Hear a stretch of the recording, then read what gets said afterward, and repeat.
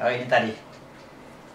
Bagaimana menurut pendapat Pak Ustaz tentang penegakan syariat Islam di Indonesia? Apakah mendukung atau tidak? Wah, ini pertanyaan-pertanyaan aneh nih, jebakan Batman. Bagaimana penegakan syariat Islam di Indonesia? Apakah mendukung atau tidak penegakan syariat Islam di Indonesia? Saya mau bahas dulu tentang penegakan syariat Islam. Ya. Mungkin apa yang saya pahami sekarang tentang syariat Islam dengan apa yang saudara pahami tentang syariat Islam itu berbeda sekarang ini, berbeda. Ya. Sehingga wajar saja kalau keluar pertanyaan seperti ini dari benak saudara. Saya bahasakan begitu ya. dari benak, saya panggil apa ya, bapak atau ibu ini ya. Saya anggap saja saudara ya, saya panggil saudara. Bagaimana menurut pendapat Ustaz tentang penegakan syariat Islam? Jadi saya akan berbicara tentang syariat Islam dari apa yang saya pahami. Bahwa syariat Islam itu merupakan ajarannya Nabi Musa, ya. Nabi Musa mengajarkan syariat Islam. Kemudian, ya, syariat Islam itu diajarkan kepada seluruh manusia, ya. Kalau di dalam Al-Quran dikatakan bahwa Nabi Musa itu diutus kepada Bani Israel, penting kita pahami itu siapa itu Bani Israel. Bukan bangsa Israel, bukan bangsa Israel yang sekarang menyerang atau menyerbu Masjidil Aqsa di Palestina. Bukan ini. Ya. Yang disebut dengan Bani Israel itu adalah ya dari cerita Nabi Ibrahim dan Ismail. Bani Israel itu artinya manusia berjasad. Artinya jiwa ini sudah menerima amanah berupa jasad sehingga ini disatukan. Nah, ketika dia disatukan ini disebutlah dia Bani Israel. Ya. Bani Israel inilah yang diutamakan atau dilebihkan dari segala umat yang lain berdasarkan surat Al-Baqarah ayat 47. Ya. Al-Baqarah 47 dikatakan, wahai Bani Israel, ingatlah akan nikmat yang aku berikan kepadamu. Dan ada kalimat terakhirnya, dan aku melebihkan kamu atas segala umat. Dilebihkanlah kamu atas segala umat pada semesta alam ini. Ya, di situ ada tambahan dalam kurung, penerjemah menambahkan dalam kurung pada waktu itu. Ya, kenapa penerjemah menambahkan kata-kata pada waktu itu? Karena yang dia pikir Israel itu adalah ini bangsa Israel yang menyerang Palestina itu. Bukan ya. Jadi bangsa Israel atau Bani Israel itu adalah diri kita sekarang dalam kondisi disebut manusianya itu adalah jiwa. Jasad ini sebagai alat, digabungkan keduanya menerima jasad ini, disebutlah kita sebagai Bani Israel. Nah, lalu kemudian diturunkanlah kepada Bani Israel ini Nabi Musa. Ya. Jadi kalau sebutannya Nabi Musa diturunkan kepada Bani Israel, jangan ada kata saja di situ. Bani Israel saja maksudnya hanya untuk orang-orang Israel sana yang 12 suku bangsa Bani Israel. Jadi paham kita ini mesti diluruskan dulu. Kata Bani Israel itu bukan orang-orang tertentu. Kata Bani Israel itu mengena kepada seluruh manusia. Kena semua. Kena kepada kita semua ini. Sehingga artinya Nabi Musa mengajarkan syariat Islam itu kepada seluruh manusia. Pada dimensinya adalah jiwa dan jasad. Belum mencapai wilayah di atas ini, wilayahnya ruh, wilayahnya Isa. Masih berada di wilayah jiwa ini. wilayahnya Nabi Musa. Maka inilah yang diajarkan kepadanya tentang syariat Islam. Nah, itu tentang syariat Islam, tentang Bani Israel, tentang Nabi Musa. Itu yang harus kita luruskan dulu, ya. Karena saya sangat yakin sekali ini penanya ini belum menonton atau belum menyimak pembahasan kajian dasar di channel YouTube. Jadi langsung mengarah kepada pertanyaan yang sekarang lagi fenomenal tentang penegakan syariat Islam atau tentang perjuangan syariat Islam di muka bumi ini. Bagaimana menegakkan syariat Islam? Maka setelah kita pahami tadi, saya mau katakan bahwa syariat Islam itu mau ditegakkan atau tidak ditegakkan di muka bumi ini, syariat Islam itu tetap akan tegak. Itu kebenarannya. Ya, biar tidak diperjuangkan, dia akan tetap berlaku. Syariat Islam itu akan tetap berlaku. Kita paham kajian kemarin, ya, yang mana yang disebut dengan ajaran Islam dan yang mana tandingannya. Ya.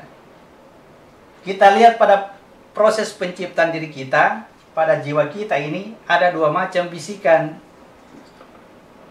Bisikan takwa yang berasal dari ruh, itu yang disebut dengan ajaran Islam. Itu ajaran Islam.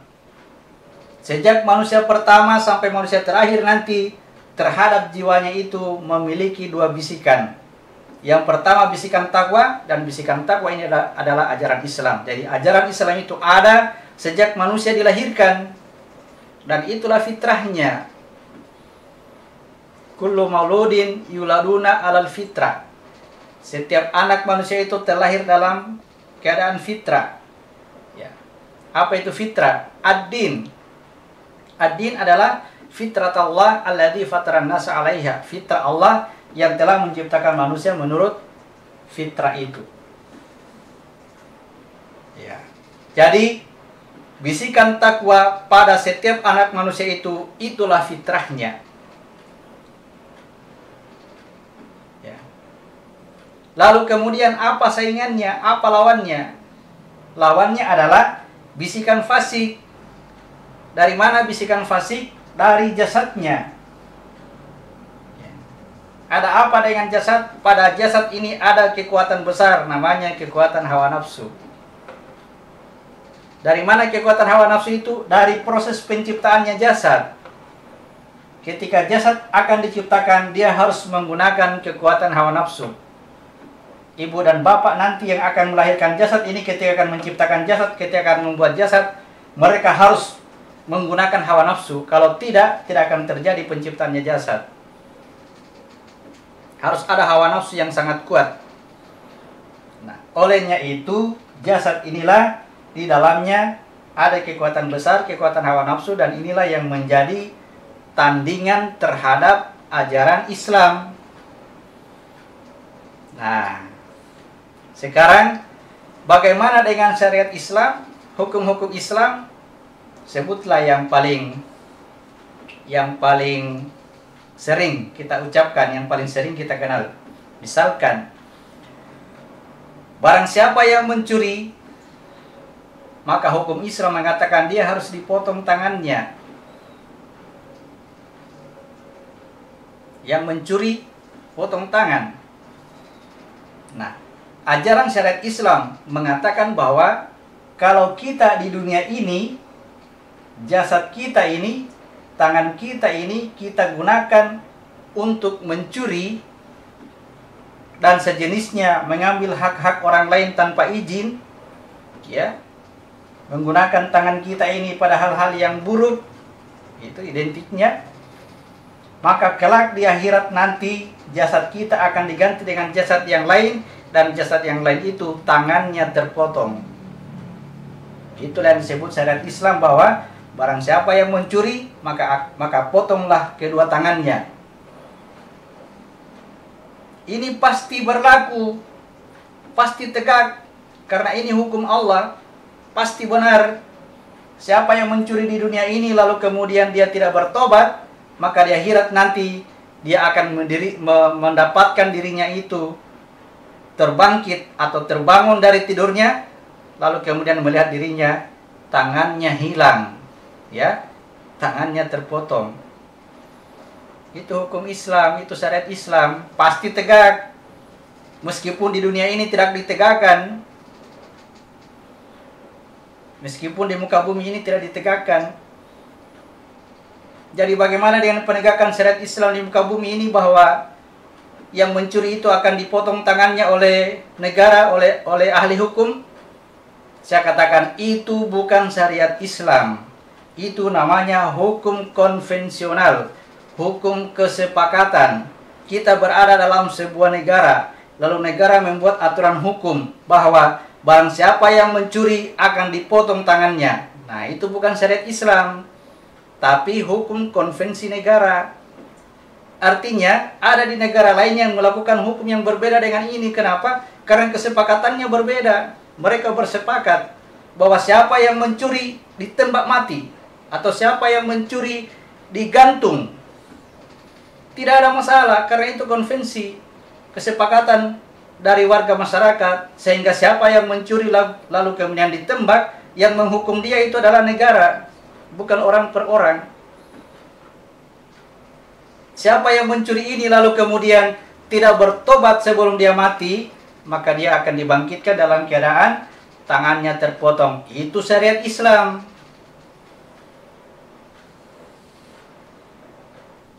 Jadi bagaimana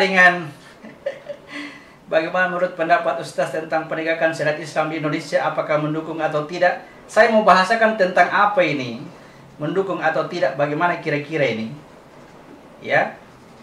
Lebih bagus kalau kita katakan bagaimana ini penegakan hukum di Indonesia, kita dukung atau tidak. Pasti saya dukung penegakan hukum, tapi jangan bahasakan itu sebagai syariat Islam. Kenapa? Karena syariat Islam itu diajarkan kepada seluruh manusia yang terlahir di muka bumi ini, bahwa kalau kamu mencuri, kamu akan dibangkitkan dalam keadaan tanganmu terpotong.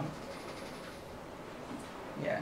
Jadi saya ulangi, jadi kalau di muka bumi ini ada negara yang melaksanakan hukum potong tangan bagi orang-orang yang mencuri, saya bahasakan itu bukan syariat Islam, itu bukan hukum Islam, itu hukum konvensi, kesepakatan di negara itu. Meskipun seseorang mencuri berada di negara tersebut yang mempunyai hukum potong tangan bagi yang mencuri, ada seseorang mencuri di tempat itu, lalu kemudian dia bersembunyi di tempat yang tersembunyi, sehingga penegak hukum tidak mendapatkannya, tidak menemukannya, dan dia tidak sempat dipotong tangannya, tetap dia akan berlaku hukum potong tangan bagi dia. Pada saat kapan? Pada saat dia akan dibangkitkan nanti. Pada saat dia dibangkitkan di akhirat kelak. Itulah yang disebut dengan syariat Islam. Syariat Islam itu adalah ajaran bagi setiap individu manusia ini yang terlahir ke dunia, supaya dia harus memperhatikan kehidupan akhiratnya. Di akhirat nanti ada sebuah kehidupan yang sangat kekal, yang sangat lama, yang sangat panjang, tidak terikat oleh waktu, sehingga ketika dia menderita, maka dia akan menderita dalam waktu yang sangat panjang. Namun ketika dia bahagia, dia akan bahagia dalam waktu yang sangat panjang. Untuk itu kehidupan ini, pada kehidupan akhirat ini, hendaklah setiap manusia di dunia ini memperhatikannya, mempersiapkannya. Kita akan menghadapi sebuah kehidupan yang sangat panjang, yang sangat ditentukan apakah di sana itu bahagia atau kita sengsara, sangat tergantung di dunia kita saat ini. Olehnya itu, mari kita kenali ini syariat Islam. Mari kita pahami ini syariat Islam, ya. Makanya kalau dia cacat, ini cacat bukan derita yang cacat. Sebentar kembali ke akhirat nanti tidak cacat kita. Dengan catatan ya tidak melakukan perbuatan dosa.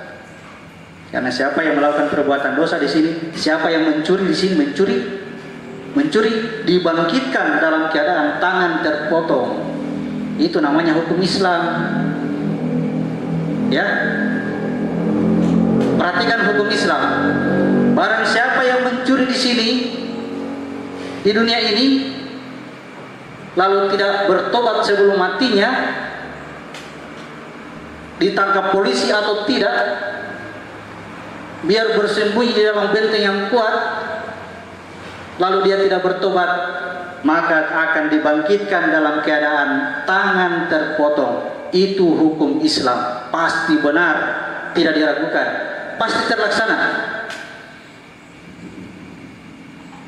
Bukan dibawa ke sini, disyariatkan di sini, disebut di syariat Islam hukum potong tangan. Siapa yang mencuri dipotong tangannya. Bukan, itu namanya hukum konvensional, hukum kesepakatan. Kita bersepakat di wilayah ini, siapa yang mencuri digantung, boleh-boleh saja.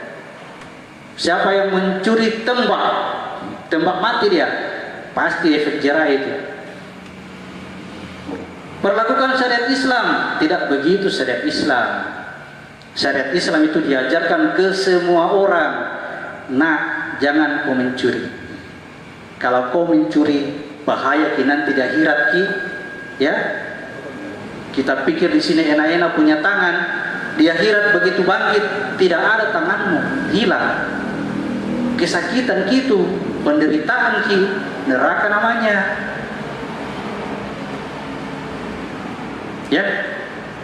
Ya, supaya tahu sedikit hukum Islam. Jangan sampai berjuang untuk menjalankan hukum-hukum Islam salah, tidak seperti itu. Syariat Islam diajarkan ke orang, bukan karena itu syariat Islam pasti terlaksana.